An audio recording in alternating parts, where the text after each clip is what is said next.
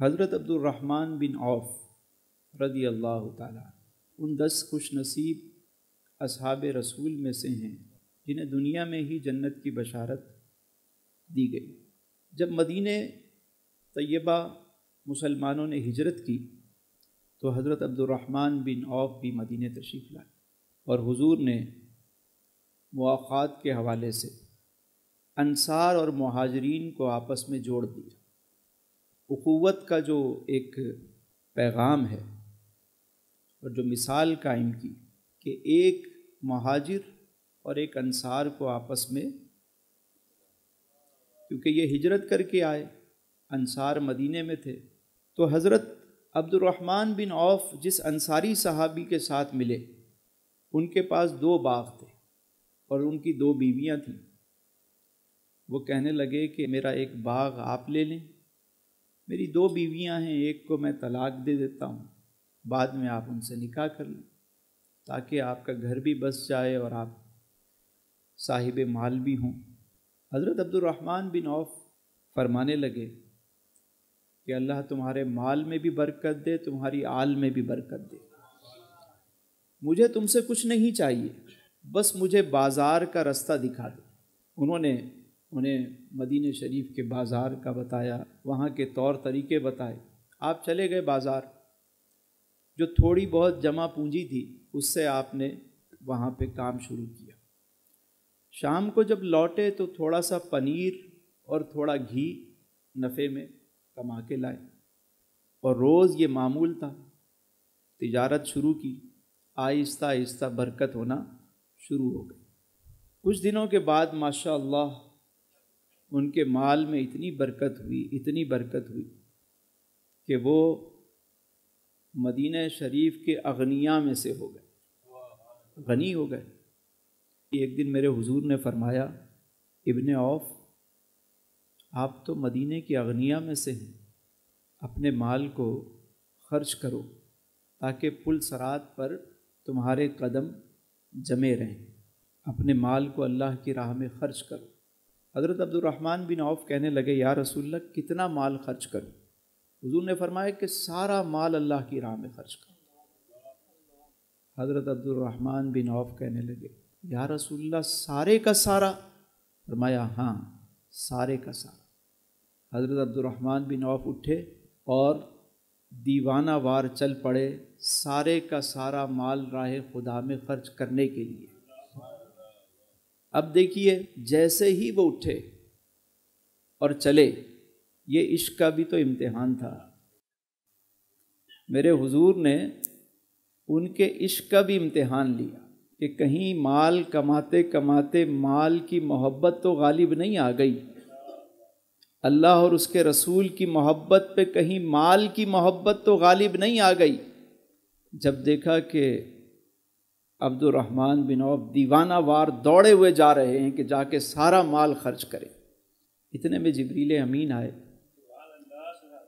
اور آ کر عرض کرنے لگے، یا رسول اللہ صلی اللہ علیہ وسلم ابن عوف سے کہیے کہ اگر وہ مہمان نوازی کرتے رہیں، مسکینوں کو کھانا کھلاتے رہیں، اللہ کی راہ میں تقسیم کرتے رہیں اور اپنے اہل و عیال پر خرچ کرتے رہیں تو ان کے لیے یہ کافی ہے، اس سے ان کے مال کا تزکیہ ہو جائے گا، یعنی ان کا مال پاک ہو جائے گا، انہیں سارا مال خرچ کرنے کی ضرورت نہیں ہے اگر یہ 4 کام وہ کرتے رہے۔ کون سے 4 کام؟ پہلا یہ کہ اپنے دسترخوان کو وسیع رکھیں، مہمان نوازی کرتے رہیں۔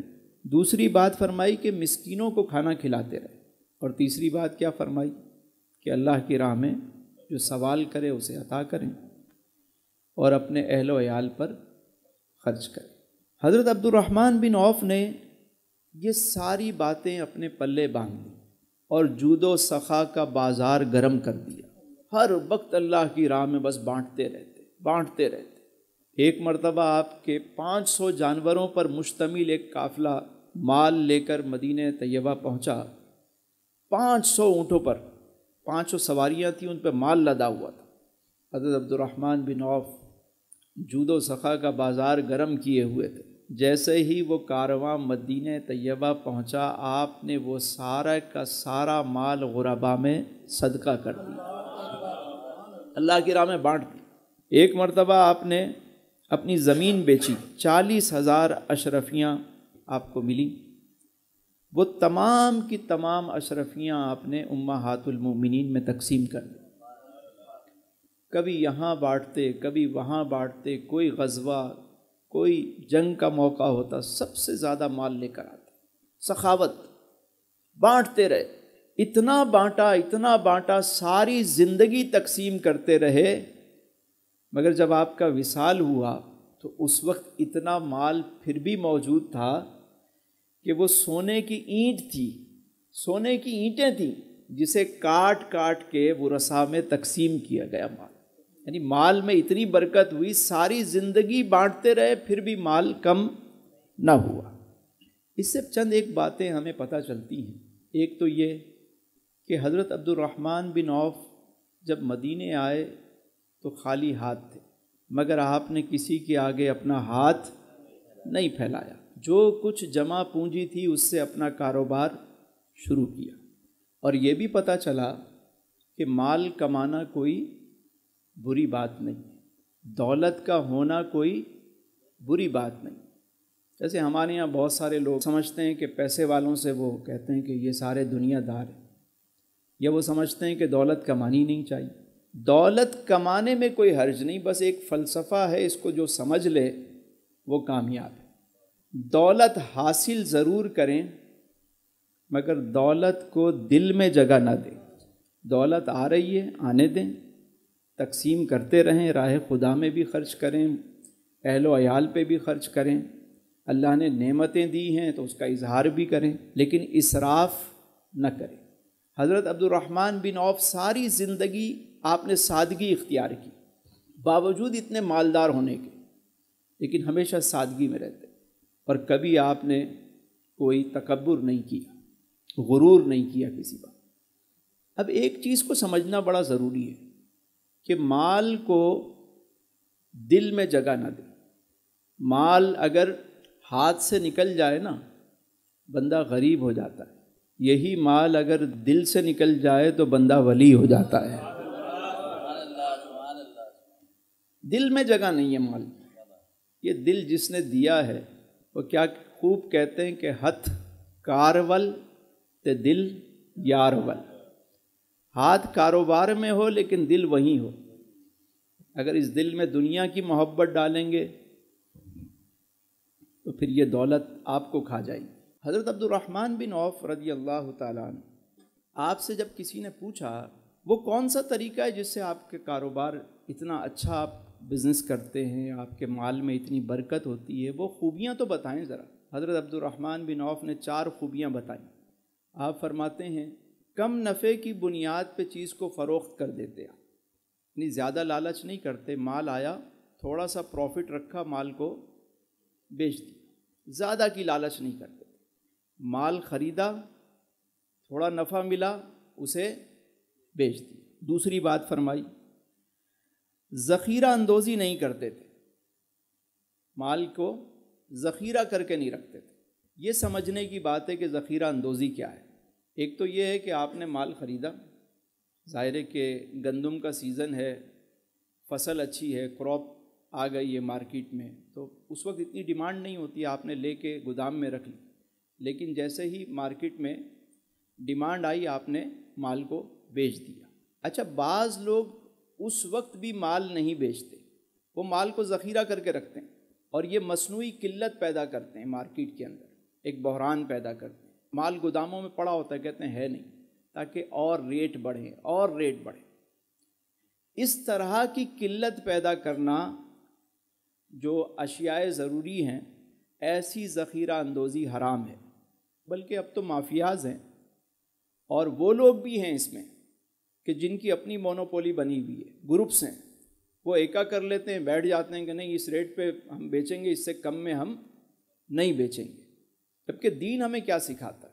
حضرت عبد الرحمن بن عوف کہہ رہے ہیں کہ میں ذخیرہ اندوزی نہیں کرتا۔ ایک مرتبہ مدینہ شریف میں اجناس کی قلت ہو گئی، حضرت عثمان غنی رضی اللہ تعالیٰ عنہ کا اونٹوں پر لدا ہوا ایک قافلہ جو ہے سامان کا مدینہ طیبہ پہنچا، سینکڑوں اونٹ۔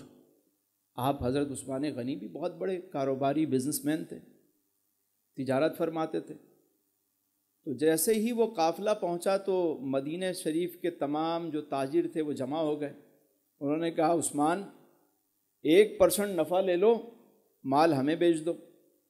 کسی نے کہا 2% پروفٹ لے لو، آپ نے فرمایا مجھے اس سے زیادہ مل رہا ہے۔ کہا بھئی 3% لے لو، کہا مجھے زیادہ مل رہا ہے۔ کہا 4% لو، کہا مجھے زیادہ مل رہا ہے۔